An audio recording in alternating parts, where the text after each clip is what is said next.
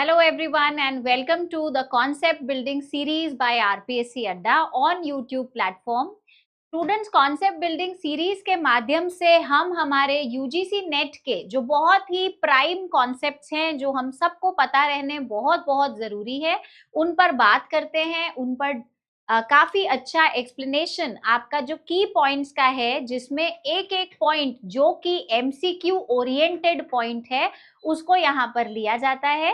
आप में से स्टूडेंट्स ने बहुत अच्छी मात्रा में हमारे व्हाट्सएप कम्युनिटी ग्रुप को ज्वाइन किया है। जो भी स्टूडेंट्स अभी तक हमसे जुड़े नहीं हैं उन सब के लिए लिंक डिस्क्रिप्शन बॉक्स में गिवन है, जल्दी ही ज्वाइन कर लीजिए क्योंकि बहुत सारी एक्टिविटीज आपको जुलाई 2024 के मंथ में इस YouTube channel as well as WhatsApp community group के द्वारा आप तक पहुंचाई जा रही है। तो बगैर देरी करे join the WhatsApp community group now.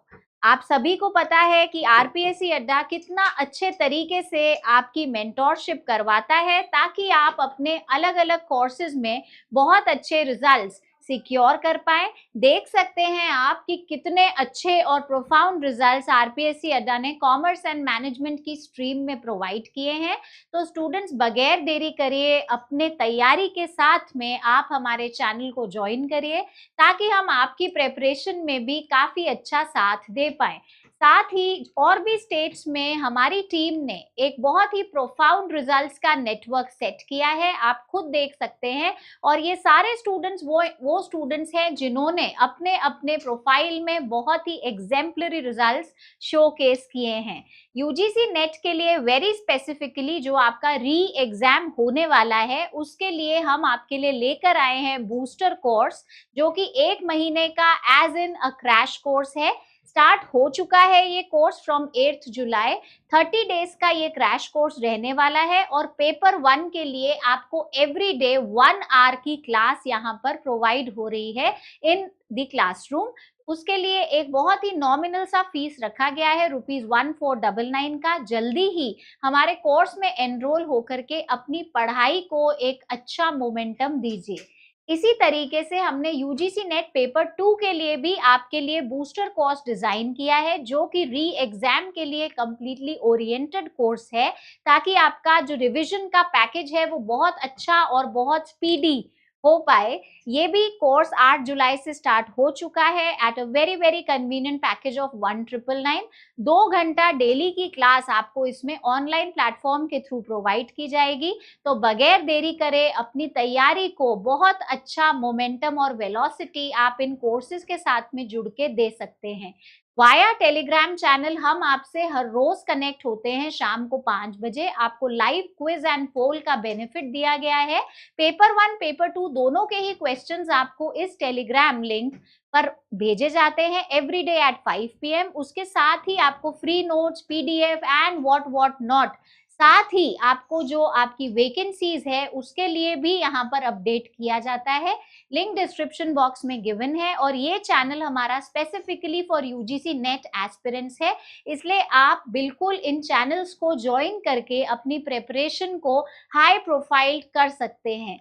तो स्टार्ट करते हैं हमारा आज का सेशन कॉन्सेप्ट बिल्डिंग का। और आज का जो आपका टाइटल है वो है कॉन्सेप्ट बिल्डिंग में रीसेंट ट्रेंड्स इन मार्केटिंग या फिर मार्केटिंग के रीसेंट ट्रेंड्स क्या है।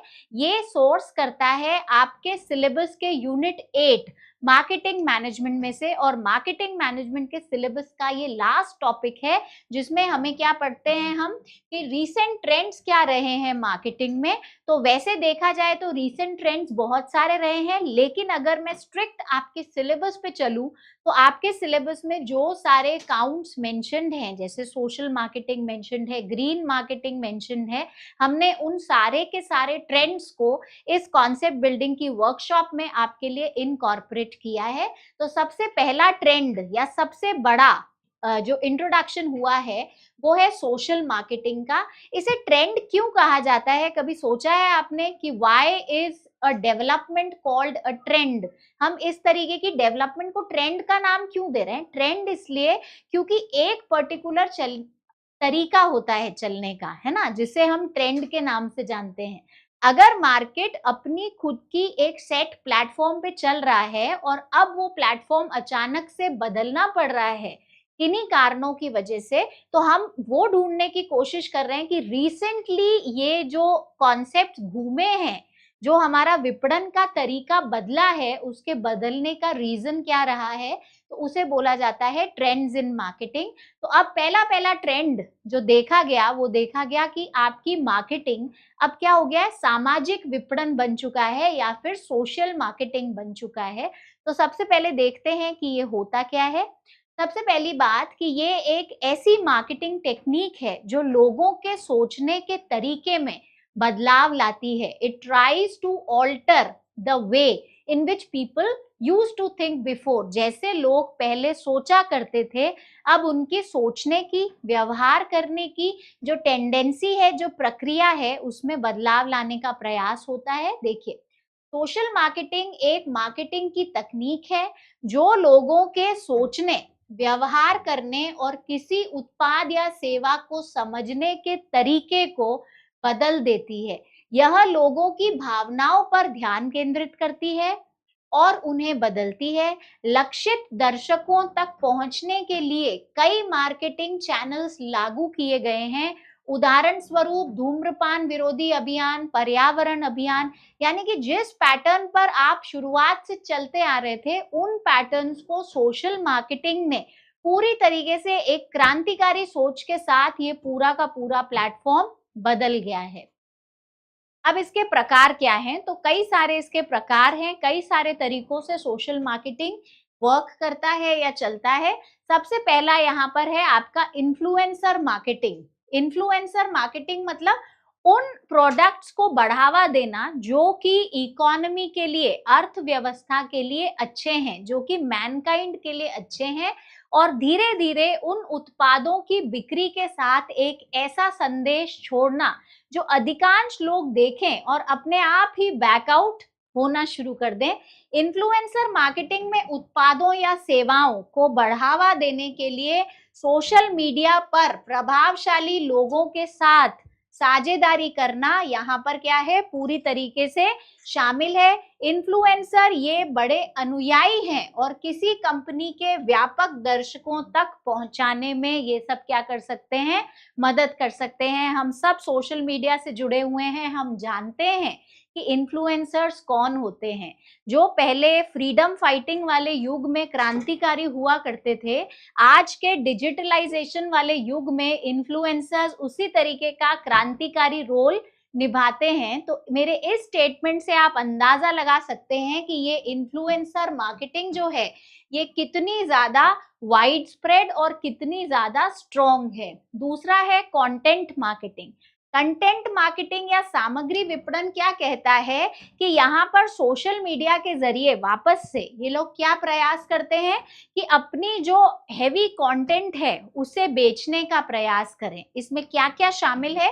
ब्लॉग पोस्ट, वीडियो, इन्फोग्राफिक्स और अन्य प्रकार इसमें शामिल हो सकते हैं। आप भी अपनी रोजमर्रा की लाइफस्टाइल में ये चीज देखते होंगे कि जो लोग इतने ज्यादा यूजर फ्रेंडली नहीं हैं, अब उन लोगों के लिए ये एक चॉइस नहीं है कि वो यूजर फ्रेंडली बने, ये उनके लिए क्या बन चुका है, एक मैंडेट बन चुका है, एक अल्टीमेट जरूरत बन चुका है कि उन्हें क्या रहना पड़ेगा, सोशल मीडिया पर अच्छे कंटेंट प्रोवाइड करते रहने पड़ेंगे ताकि वो मार्केट में अपनी जगह सिक्योर कर सके। नेक्स्ट है सोशल एडवर्टाइजिंग, सामाजिक विज्ञापन। ये क्या बोलता है, अपने दर्शकों तक एक ऐसी एडवर्टीजमेंट पहुंचाने का प्रयास करता है जो किस माध्यम से है। इसमें क्या क्या शामिल है? आपके स्पॉन्सर्ड पोस्ट या फिर प्रायोजित पोस्ट, डिस्प्ले एड्स, प्रदर्शन विज्ञापन और अन्य विज्ञापन इसमें शामिल होते हैं, ताकि आप इलेक्ट्रॉनिक माध्यम से, ई कॉमर्स के माध्यम से अपने आप को क्या कर सकें, एक बहुत ही अच्छा स्ट्रक्चर खुद को आप प्रोवाइड कर सकें। तो इसलिए यहाँ पर सोशल एडवर्टाइजिंग बहुत ही अहम है। नेक्स्ट है सोशल मीडिया लिसनिंग, यानी कि आपको क्या करना है, सोशल मीडिया पर जुड़े रहना है। आप खुद देखते होंगे कि आप लगातार स्क्रॉल करते जाते हैं, रील्स पे रील्स आती जाती हैं, इन्फ्लुएंसर्स बात करते हैं। तो कई सारे ऐसे इश्यूज, ऐसे मुद्दे जो पहले कहीं छूट गए थे कोने में, अब वो ऑटोमेटिकली क्या हो गए, सेंट्रल हो गए, केंद्रीय बिंदु अब वो बनते जा रहे हैं। तो इसलिए आता है सोशल मीडिया का लिसनिंग पॉइंट। इसके अंदर क्या है, इसमें ये समझने के लिए कि सोशल मीडिया प्लेटफॉर्म की निगरानी करना शामिल है कि लोग आपके ब्रांड और उत्पादों के बारे में क्या कहते हैं। तो वो सारा का सारा हम क्या कर रहे हैं, सोशल मीडिया से कनेक्ट होकर के लोगों के फीडबैक को भी समझने का प्रयास कर रहे हैं, ताकि हमारा जो काम है वो बहुत अच्छे लेवल पर आगे बढ़ पाए। नेक्स्ट है सोशल मीडिया एंगेजमेंट, या फिर सोशल मीडिया से संबंध बनाने का प्रयास करना।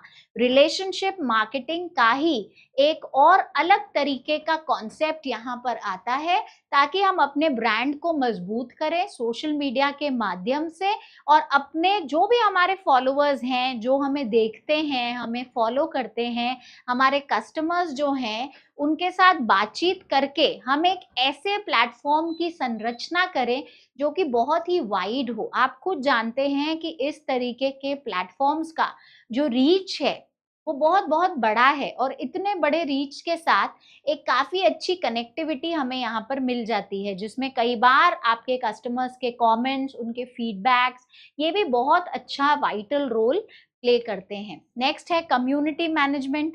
तो कम्युनिटी मैनेजमेंट यानी आप क्या कर रहे हैं, ऑनलाइन समुदायों को बनाने का प्रबंधन करना इसमें आता है। जैसे मैं खुद आपके साथ में कनेक्ट होके आपको अभी अभी बोली थी कि अगर हम हमारे व्हाट्सएप कम्युनिटी चैनल के द्वारा आपसे कनेक्शन बना पा रहे हैं, स्थापित कर पा रहे हैं, तो वो क्या है, वो इस तरीके का कम्युनिटी मैनेजमेंट ही तो है। और सोशल मीडिया के अंदर ये कम्युनिटी मैनेजमेंट बहुत बहुत इंपॉर्टेंट है, बिकॉज आप एक ही समय पर बहुत सारे लोगों के साथ में जुड़ पाते हैं या फिर अपनी कनेक्टिविटी को एंश्योर कर पाते हैं। इसमें चर्चाओं को मॉडरेट करना, सवालों का जवाब देना और ग्राहकों का समर्थन करना, ये सारी की सारी चीजें शामिल हो सकती हैं। नेक्स्ट है सोशल मीडिया एनालिटिक्स। एनालिटिक्स में आप खुद जानते हैं कि क्या क्या आएगा। जो सारा डेटा आपके पास आया है, उस डेटा को बहुत ही व्यवस्थित करके अपने जो हमारे गोल्स हैं, जैसे प्रॉफिट मेकिंग है, सोशल इमेज को बनाना है, उन सारे के सारे प्रयासों की तरफ अगर हम अग्रसर हो सकते हैं, अगर हम कोशिश करते हैं, तो वो सारी चीजें हैं। अब इसमें क्या क्या आता है, तो इसमें ट्रैकिंग आती है, पहुंच आता है, जो आपका स्प्रेड है वो आता है, रूपांतरण और अन्य प्रमुख प्रदर्शन संकेतक यहाँ पर शामिल हो सकते हैं। तो यही प्रयास रहता है इस पूरे के पूरे प्लेटफॉर्म का कि आपको बेस्ट चीज प्रोवाइड की जाए, और अल्टीमेटली जो गोल सीकिंग है, वो गोल सीकिंग तो कंपनी की है। तो ये हमारा होता है सोशल मार्केटिंग का कॉन्सेप्ट। वापस से एक बार पूरा कॉन्सेप्ट रिवाइज करते हैं। सोशल मार्केटिंग यानी कि सोशल मीडिया के द्वारा एक ऐसे दृष्टिकोण को बनाने का प्रयास करना जिससे पूरा का पूरा समाज इन्फ्लुएंस हो पाए, प्रभावित हो पाए, ताकि वो क्या कर पाए, अपने लिए एक नया सोचने का जो ढंग है वो लेकर के आ पाए। नेक्स्ट बहुत ही बड़ा कॉन्सेप्ट या फिर मैं बोलूं ट्रेंड जो आया है मार्केटिंग में, वो आया है ग्रीन मार्केटिंग। ग्रीन मार्केटिंग का क्या मतलब होता है, आपके जो पहले हैलोजन बल्ब्स थे वो हटा करके एलईडी बल्ब्स का लगना, उसके बाद इलेक्ट्रॉनिक व्हीकल्स ईवीज का आना, ये एक ग्रीन मार्केटिंग है। जो पॉलिथीन्स पहले यूज होती थी वो हटा करके अब इको फ्रेंडली बैग्स या पेपर बैग्स का यूज होना, वो ग्रीन मार्केटिंग है। ऐसे बहुत बहुत सारे एग्जाम्पल्स हैं जो ग्रीन मार्केटिंग को प्रमोट करते हैं। अगर मैं हैशटैग करके आपको बोलूं कि इसका मतलब क्या होता है, तो मतलब ये है कि हम ऐसे उत्पादों का, ऐसे प्रोडक्ट्स का निर्माण करें जो कि क्या हो, एनवायरमेंटली फ्रेंडली हो, जो कि बहुत ज्यादा एनवायरमेंट के फ्रेंड लाइक है, एनवायरमेंट को सपोर्ट करते हैं, एनवायरमेंट में पोल्यूशन क्रिएटर्स नहीं है, वो एनवायरमेंट में पोल्यूशन कंट्रोलर्स बन करके जो काम करते हैं, उसे कहा जाता है ग्रीन मार्केटिंग। तो ग्रीन मार्केटिंग की सिर्फ अपन डेफिनेशन पढ़ेंगे, बाकी समझने पर ही जोर देंगे।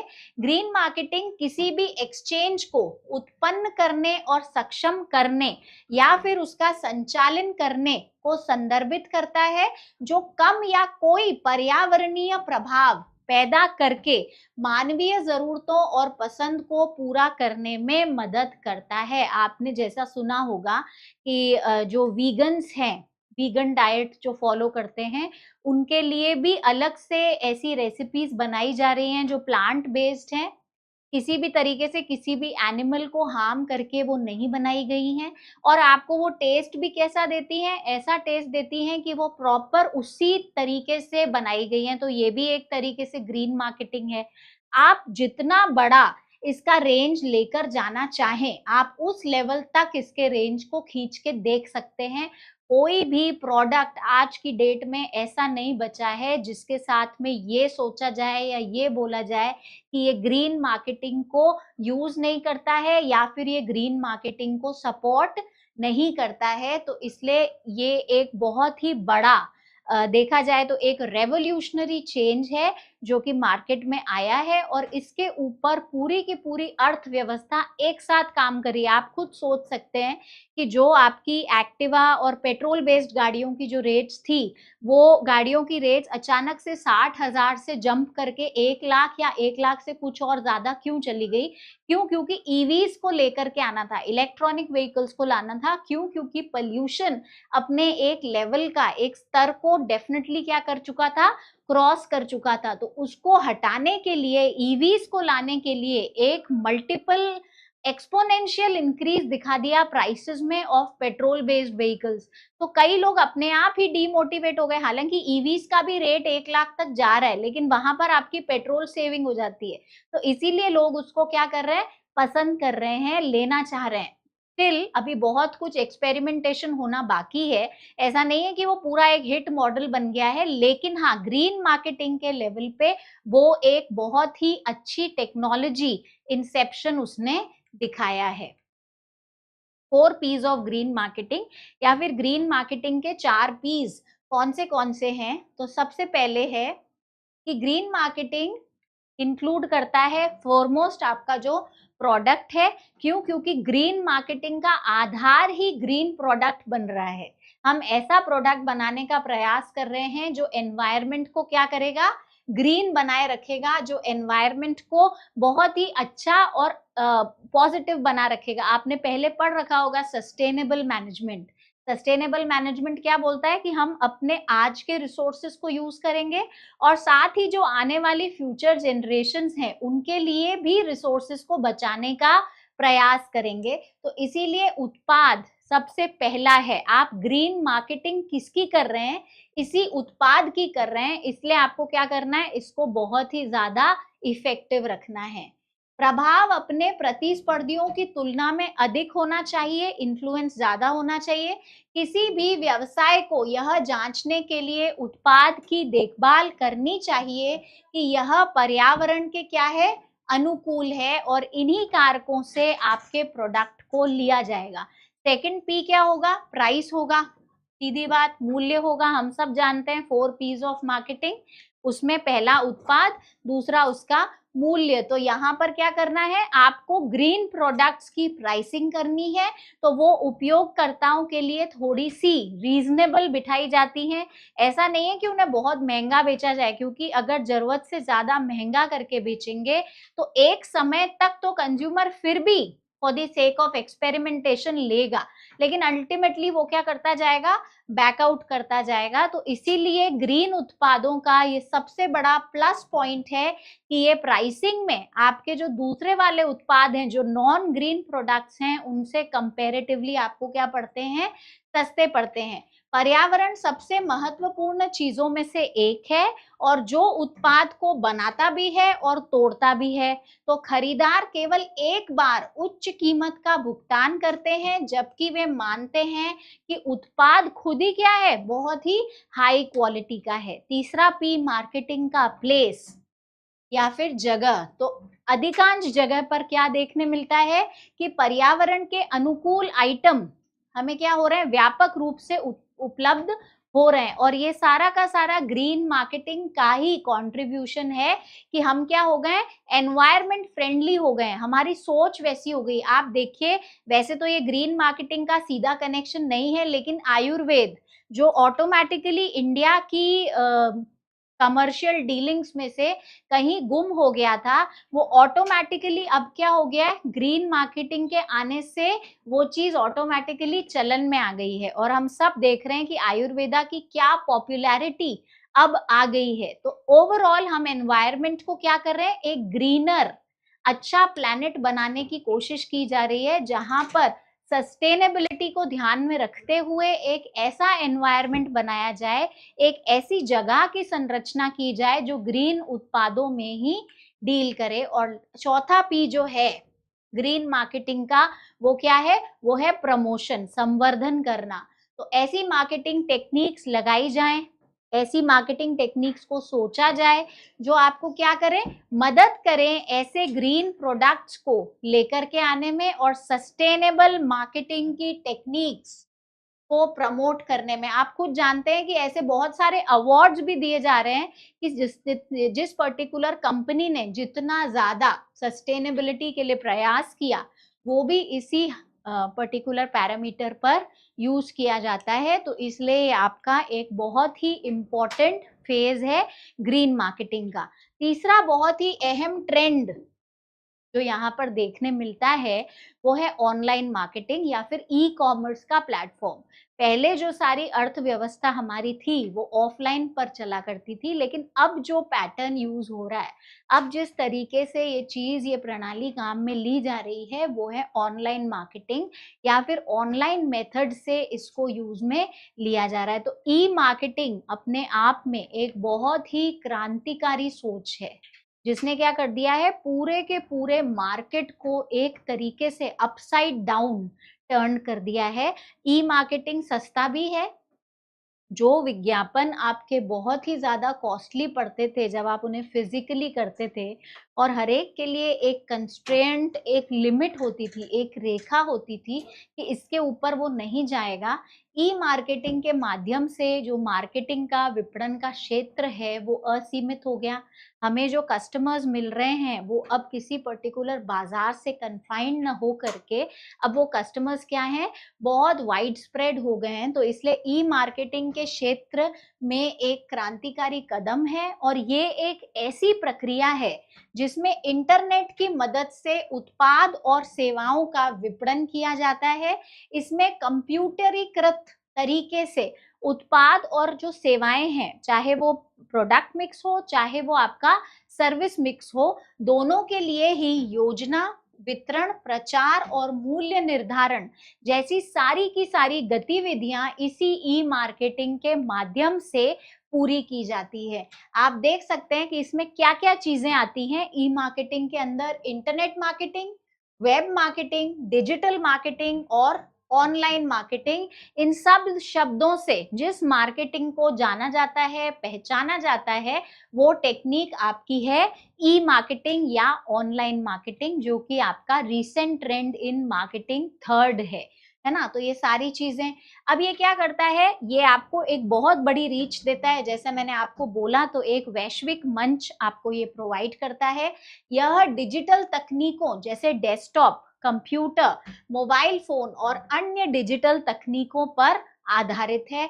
नेक्स्ट आपका है कि ई मार्केटिंग के प्रकार क्या क्या हैं, या फिर हम किस तरीके से ई मार्केटिंग को कर सकते हैं। तो सबसे पहला, ईमेल के द्वारा आप विपणन कर सकते हैं। कैसी विपणन प्रक्रिया है, जिसमें हम मेल करके हमारे जो संभावित ग्राहक हैं, जो हमारे पोटेंशियल कस्टमर्स हैं, उन तक पहुंचते हैं और ये प्रयास करते हैं कि उन्हें हम वो दे पाएं जो उन्हें चाहिए। तो इसीलिए सबसे पहला क्या है, ईमेल का। अब इसको कैसे यूज करता है, तो उसके लिए एग्जाम्पल ये है कि अपने उत्पादों पर 60% की छूट की पोस्ट की है।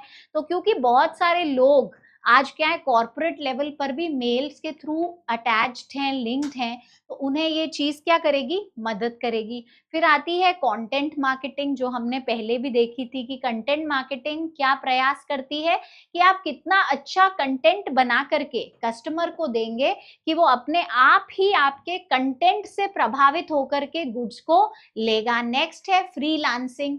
फ्रीलांसिंग का मतलब होता है कि आप पूरी तरीके से किसी संस्था पर ऑन रोल बेसिस टिका हुआ 9 to 6 का जॉब न करके आप क्या कर रहे हैं, आप एक एज अ फ्रीलांसर काम कर रहे हैं। मतलब आप संस्था से जुड़े हुए भी हैं और एक तरीके से आप अपना सेपरेट काम भी कर रहे हैं। तो ये एक फ्रीलांसर का जॉब है जो कि आपके ऑनलाइन मार्केटिंग के माध्यम से बहुत बहुत पॉपुलर हो चुका है।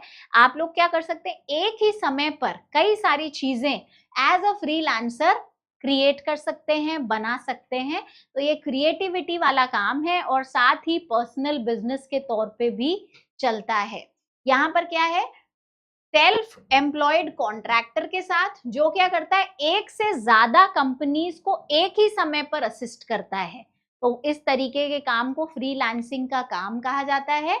आवश्यकताओं के साथ में यहाँ पर ये सहायता करता है और आम तौर पर दूरस्थ रूप से, यानी कि फिजिकली वो आपके ऑफिस का हिस्सा नहीं है फ्रीलांसर, लेकिन वो क्या कर रहा है, आपके लिए अवेलेबल है। क्यों? क्योंकि हम लोग सब जानते हैं कि सोशल मीडिया से, आपके ऑनलाइन कंटेंट के थ्रू, ऑनलाइन मार्केटिंग के थ्रू पूरा वर्ल्ड क्या हो गया है, एक क्लिक में आके सीमित हो चुका है। तो इसलिए जो जिससे मिलना चाहे, आप खुद जानते हो, लिंक्डइन हुआ, आपका ग्लासडोर हुआ, naukri.com हुआ, ऐसी कितनी सारी साइट्स हैं जो आपको जानती नहीं है, लेकिन सिर्फ आपके सीवी से जान पहचान बना के वो क्या करती है, हमारे लिए एक अलग ही संस्था ढूंढ लेती हैं, रिक्रूट करते हैं वो लोग हमको। तो ये आप खुद देखो कि ये पूरा ई वाला जो प्लेटफॉर्म है, जो इलेक्ट्रॉनिकली चल रहा है, इंटरनेट के माध्यम से चल रहा है, ये कितना स्पेसिफिक और अच्छा है।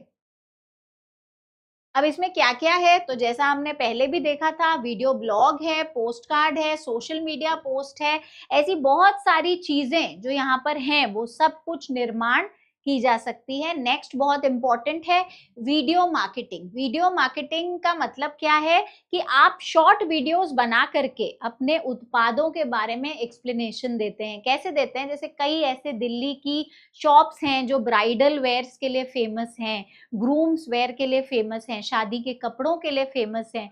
तो वहां पर उन्होंने क्या कर दिए हैं, डमीज पर उन कपड़ों को लगा करके शोकेस किया है कि उनके पास कितने अच्छे आइटम्स अवेलेबल हैं। तो ये वीडियो मार्केटिंग है कि आप शॉर्ट वीडियो बना करके क्या कोशिश कर रहे हो, अपने कस्टमर्स को इन्फ्लुएंस करने का प्रयास कर रहे हो। नेक्स्ट ट्रेंड जो मार्केटिंग का देखा गया है वो है आपका डायरेक्ट मार्केटिंग। डायरेक्ट मार्केटिंग यानी इंटरमीडियरीज कम से कम, अगर इंटरमीडियरीज ज्यादा होते हैं तो लागत बढ़ जाती है, कॉस्टिंग बढ़ जाती है।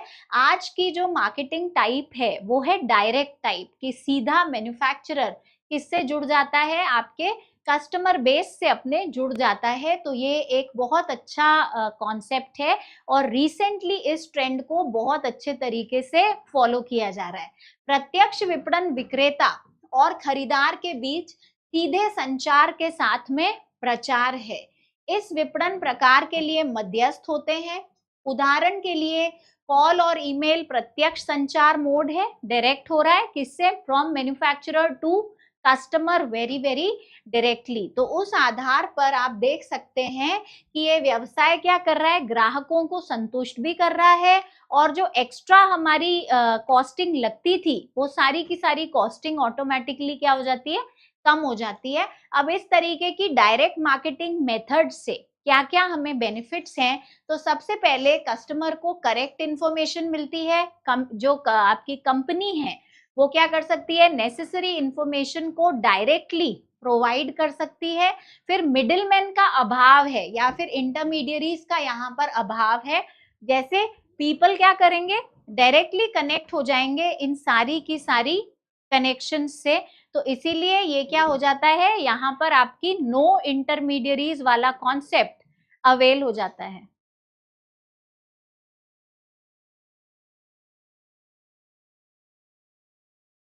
साथ साथ ये भी बहुत इंपॉर्टेंट है कि क्विक डायरेक्ट मार्केटिंग के साथ हमें क्या मिलते हैं, हमें क्विक रिस्पॉन्सेज मिलते हैं, क्योंकि बीच में इंटरमीडियरीज नहीं है ना। अगर मध्यस्थ नहीं है तो जो भी इंफॉर्मेशन होगी वो ग्राहक सीधा किसको देगा, कंपनी के सीधे जो रिक्रूटर्स हैं, जो सीधे एजेंट्स हैं, उनको देगा। तो इसीलिए हमारी इंफॉर्मेशन में किसी तरीके का कोई चैनल या सर्किट ब्रेक नहीं होगा, सीधा वो इंफॉर्मेशन कस्टमर्स से कंपनी के पास डायरेक्टली आ जाएगी, कोई भी सर्किट ब्रेक बीच में आपको नहीं मिलेगा। साथ ही आता है टारगेटिंग, तो लक्ष्यीकरण, यानी कि हमें क्या करना पड़ेगा, हमारे प्राप्तकर्ता जो हैं, जो हमारे रिसीवर्स ऑफ इंफॉर्मेशन है, उन्हें हमें सिलेक्ट करना होगा। ये वाले जो प्राप्तकर्ता होते हैं, ये कौन होते हैं? ये होते हैं हमारे ग्राहक, जो कि क्या है, हमारा मेन फोकस है, हमें उन्हीं पर ही काम करना है। तो हम सीधा उन्हें क्या कर रहे हैं, डायरेक्टली अप्रोच कर रहे हैं। हमारी अप्रोच में कहीं भी किसी भी तरीके की कोई भी कमी नहीं आ रही है। नेक्स्ट है इंटरैक्शन। यहाँ पर क्या चाहिए आपको, डायरेक्ट मार्केटिंग के लिए इंटरैक्शन सबसे ज्यादा महत्वपूर्ण होता है।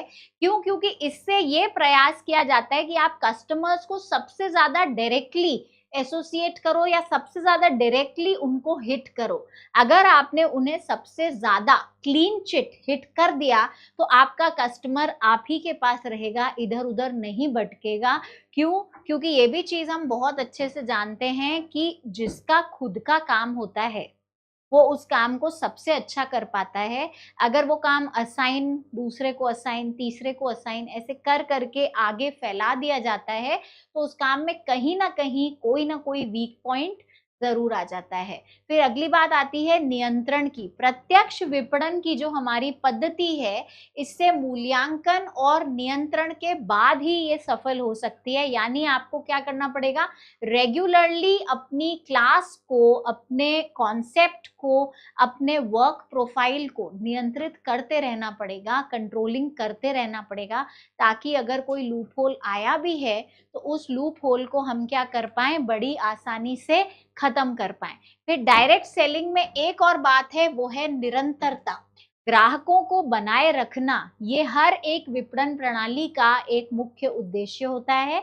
लेकिन जब हमारी विपणन प्रणाली पूरी तरीके से फोकस किस पे रखती है, डायरेक्टली सेल करने पे, डायरेक्ट चैनल पे, तो वो सबसे ज्यादा मूल्यांकन के रिकॉर्ड्स बना पाती है।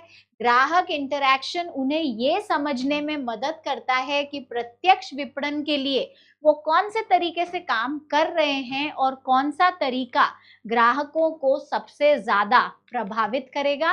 तो ये सारे आपके रीसेंट ट्रेंड्स इन मार्केटिंग थे, जो कि बहुत बहुत इंपॉर्टेंट है और कंपटीशन एग्जाम्स के लेवल या फिर कस्टमर रिलेशनशिप मैनेजमेंट। और हम सभी ने सुना होगा और कई सारे एमसीक्यूज आपके कस्टमर रिलेशनशिप मैनेजमेंट पर आते हैं। आजकल का जो व्यवसाय है वो होल एंड सोल किस बात पर ध्यान देता है, वो ध्यान देता है कि हमें हमारे कस्टमर्स के साथ एक रिलेशनशिप बनाना है। और ये रिलेशनशिप क्या करेगा, लॉन्ग लास्टिंग होगा, एक लंबे समय तक ये रिलेशनशिप चलेगा। तो उसी आधार पर ये सीआरएम टेक्नोलॉजी वर्क करती है, ताकि कस्टमर्स के साथ क्या रहे, एक ऐसा रिश्ता रहे जो कि ऑर्गेनाइजेशन के लिए बहुत बहुत फायदेमंद है। देखिए अल्टीमेटली जो भी ट्रेंड्स इन मार्केटिंग हो रहे हैं, उन सारे के सारे ट्रेंड्स का जो रीजन है वो क्या है कि हम हमारा कस्टमर्स के साथ में एक ऐसा बॉन्ड बनाएं कि कस्टमर विश्वास करे और वो टिका रहे। फिलिप कॉटलर ने अपनी बुक में, जो उनकी बुक है, उसमें उन्होंने बहुत अच्छे तरीके से ये चीज एक्सप्लेन की है कि आप नए ग्राहकों को लाने की बजाय अगर आप अपने पुराने ग्राहकों पर वर्क करें, अगर आप उन्हें ये चीज सपोर्ट दें कि वो ही आपकी संस्था के साथ जुड़े रहें, तो उसका क्या रहता है, एक बहुत बड़ा प्रभाव आपके उस पे कस्टमर्स पर रहता है। तो सीआरएम का जो मेन रीजन है वो क्या है, वो है लॉन्ग लास्टिंग रिलेशनशिप। किसके साथ, कस्टमर के साथ, ताकि हमारा जो कस्टमर है वो अपने आप को ऑर्गेनाइजेशन के परिवार का हिस्सा समझे और बहुत अच्छे लेवल तक वो काम करता रहे। अब सीआरएम के प्रकार क्या क्या होते हैं, सबसे पहला होता है ऑपरेशनल या फिर क्रियात्मक सीआरएम। ये क्या करता है, ये ग्राहक के जीवन चक्र में ग्राहक इंटरैक्शन के प्रबंधन पर केंद्रित है। जितना ज्यादा हम बात करके कस्टमर के साथ एसोसिएट होंगे, उतना उतना कस्टमर हमसे क्या होगा, प्रभावित होगा, और वो क्या करेगा, बहुत अच्छे माध्यम से हमसे जुड़े रहने में वो भरोसा करेगा। एक कंपनी के लिए ये बहुत बहुत जरूरी है कि वो क्या कर पाए, अपने कस्टमर्स का भरोसा जीत पाए। जैसा फिलिप कॉटलर का मैंने आपको अभी कोटेशन भी बताया कि उन्होंने बोला है कि नए एम्प्लॉइज, नए कस्टमर्स पर आप जितना पैसा लगा रहे हैं उसका आधा नहीं, 1/4 अगर आप अमाउंट और टाइम अपने एग्जिस्टिंग कस्टमर बेस पर लगाएं तो जो आपको आउटपुट मिलेगा, जो आपको रिजल्ट मिलेगा, वो सबसे ज्यादा अच्छा होने वाला है। तो ये सबसे पहला था ऑपरेशनल सीआरएम। दूसरा है एनालिटिकल सीआरएम। एनालिटिकल या फिर विश्लेषणात्मक सीआरएम क्या बोलता है कि कस्टमर्स को, उनकी वर्किंग को हमें क्या करना है, रेगुलरली एक जांच पड़ताल करके रिफाइन करता जाना है अपने रिलेशन को। और वो रिफाइनिंग कैसे होगी? अगर हमें हमारे पुराने रिलेशनशिप का बैकग्राउंड पता है तो हम डेफिनेटली एक नए रिलेशनशिप का बैकग्राउंड क्रिएट कर सकते हैं। नेक्स्ट है कोलैबोरेटिव सीआरएम। तो ये क्या बोलता है, शेयरिंग एंड केयरिंग वाली फिलॉसफी। इसकी फिलॉसफी का नाम है शेयरिंग एंड केयरिंग, कि साथ में मिलकर के काम करेंगे और कस्टमर्स के साथ भी हम ये शेयर एंड केयर वाला एक रीजन जो है वो एसोसिएट करेंगे, ताकि हमारे कस्टमर्स ऑर्गेनाइजेशन के साथ बहुत बहुत कंफर्टेबल जोन में टिक पाए। तो ये अलग अलग डिपार्टमेंट्स बनाने पे वर्क करता है, सेल्स, मार्केटिंग, कस्टमर सर्विस, ताकि जो कस्टमर्स का डेटा है वो प्रॉपरली फंक्शन करे और जो एफर्ट्स हैं वो सही मायने में और सही दिशा में चैनलाइज हो पाए। नेक्स्ट जो आपका कॉन्सेप्ट है जो कि बहुत ज्यादा जरूरी ट्रेंड है मार्केटिंग का, वो है हमारा रूरल मार्केटिंग या फिर ग्रामीण विपणन। आप खुद जानते होंगे कि अब हमारा जो ग्रामीण एरिया है वो कितना ज्यादा विपणन से प्रभावित होना शुरू हो चुका है। एक समय था जब वो खुद अपने आप को बिल्कुल अलग रखते थे, या फिर यूं बोलें कि कंपनीज उन तक नहीं पहुंचते थे, लेकिन धीरे धीरे विथ रियलाइजेशन जैसे समझ में आता गया है कि still 70% of India is rural. तो ये समझ में ये भी आ गया है कि अगर हम हमारे उत्पादों के विपणन को ग्रामीण तक लेकर के जाएंगे तो हमारा क्या रहेगा, बहुत बड़ा फायदा रहेगा। तो इसमें creating, promoting and distributing goods and services to rural customers, ये हमारा ऑब्जेक्टिव रहता है। और इसमें क्या आपको क्लीन बात याद रखनी है कि जो भारत का ग्रामीण बाजार है वो बहुत विशाल और विविध है, जिसमें 70% से अधिक निवासी आज भी ग्रामीण क्षेत्रों में ही रहते हैं। इसलिए ग्रामीण विपणन फर्मों के लिए विपणन रणनीतियां बनाना ये एक क्या बन चुका है, बहुत ही अहम और बहुत ही जरूरी हिस्सा बन चुका है। एनएसएसओ की गणना के हिसाब से, एनएसएसओ के अनुसार ग्रामीण विपणन में वस्तुओं और सेवाओं की जो खरीद है, बिक्री है और जो प्रचार है वो शहरी विपणन से अलग है। क्यों? क्योंकि जो कस्टमर बेस है उनका बिहेवियर अलग है।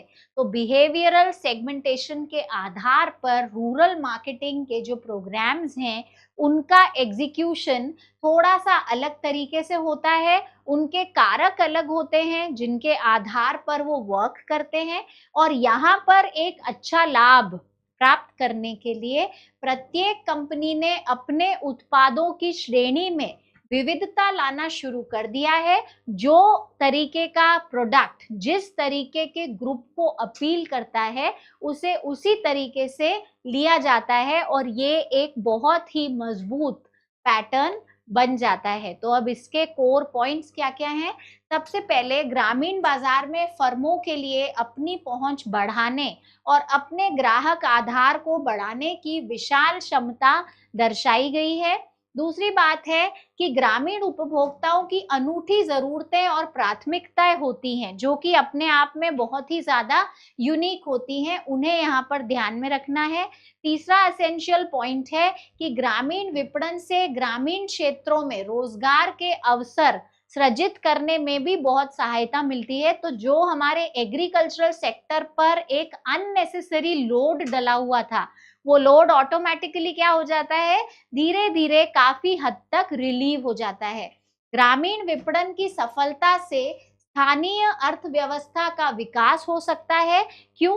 क्योंकि यह वस्तुओं और सेवाओं की मांग पैदा करता है और बदले में छोटे छोटे व्यवसायों को फलने फूलने में सक्षम बनाता है। तो इसीलिए ये बहुत बहुत जरूरी है कि हमारे सारे के सारे जो रूरल मार्केटिंग के दिशा निर्देश होते हैं उन्हें प्रॉपरली फॉलो करके एक ऐसी रणनीति बनाई जाए कि वहां पर एम्प्लॉयमेंट भी बढ़े, और साथ ही एम्प्लॉयमेंट के एक अच्छा मार्केट बने। और अगर एक अच्छी विपणन नीति के साथ हम रूरल मार्केट्स को अप्रोच करेंगे तो डेफिनेटली हमारा क्या रहेगा, एम्प्लॉयमेंट सेक्टर बूस्ट होगा, साथ ही हमारा जो कस्टमर बेस है वो वाइडन होगा, ओवरऑल इकोनॉमी में जीडीपी की ग्रोथ देखने मिलेगी। तो ये आपके सारे के सारे ट्रेंड्स थे। तो एक बार फिर से अगर हम देखें तो हमने कौन से ट्रेंड्स पढ़े। सबसे पहला ट्रेंड हमने पढ़ा था हमारा सोशल मार्केटिंग का। उसके बाद में जो ट्रेंड था वो था आपका ग्रीन मार्केटिंग का। नेक्स्ट आया डायरेक्ट मार्केटिंग।